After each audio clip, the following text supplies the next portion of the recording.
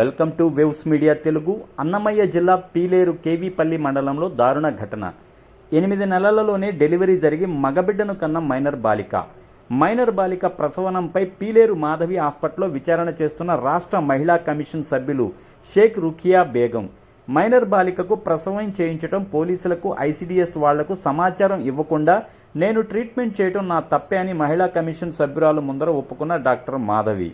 శిశువు ఎక్కడ ఉన్నారనే దానిపై ఎవరూ స్పష్టత లేదు, బాలిక అన్నకు బాబుకు ఇచ్చామని చెబుతున్న డాక్టర్లు. పీలేరు మాధవి హాస్పిటల్పై చర్యలు తీసుకోవాలని ఆగ్రహం వ్యక్తం చేస్తున్న ప్రజా సంఘాలు.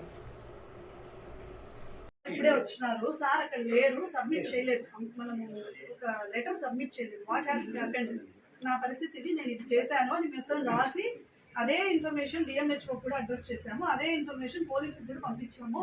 వాళ్ళు తీసుకుని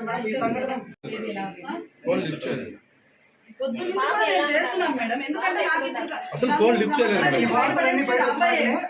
అబ్బాయి నమ్మని చెప్పాలనే పొద్దు నుంచి కాల్ చేస్తున్నాను. తల్లి మాత్రం పల్లెలో వాళ్ళ ఇంట్లో ఉంది.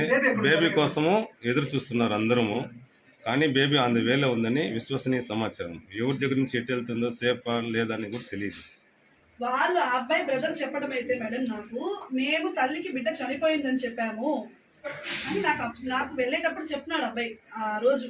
నేను అది తప్పుమా, ఎట్లా చెప్తారు మీరు, తల్లికి చనిపోయిందని చెప్పకూడదు. తల్లే వినింది కదా, పీడియాట్రిషియన్ వచ్చి నా దగ్గర మాట్లాడేటప్పుడు తల్లి వినింది కదా, బిడ్డ బాగానే ఉన్నాడు మేడం, కాకపోతే అబ్జర్వేషన్ లో ఉండాలని.